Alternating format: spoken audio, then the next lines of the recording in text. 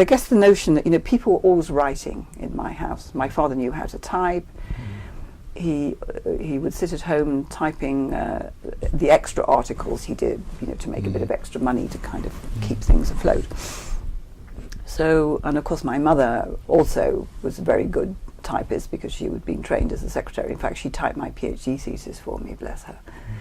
So this notion that, you know, you wrote and you wrote things on typewriters was just there all the time.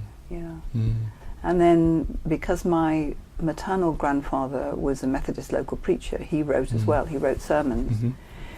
And he had been a member of the Labour aristocracy. He worked for the Liverpool Post and Echo as a printer, and of course in those days, you know, the days of hot metal presses, printers were highly skilled and not too badly paid.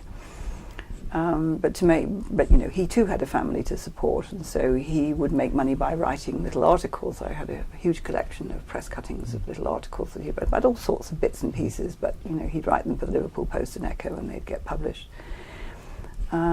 So, you know, he wrote as well. So even though none of them were famous writers in any sense, this notion that, you know, you wrote and you spoke, and that was the other thing, because of course I was also brought up as a Methodist and went to church at least once, often twice on Sundays, so I must have listened to more sermons than I care to remember. And so the notion of, you know, standing up and speaking in public, some of them were ordained ministers, some like my grandfather were local preachers, and others were just, you know, members of the congregation who would have something to say.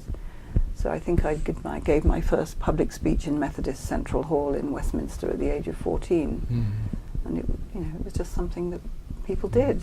I didn't think it was extraordinary. You just did it.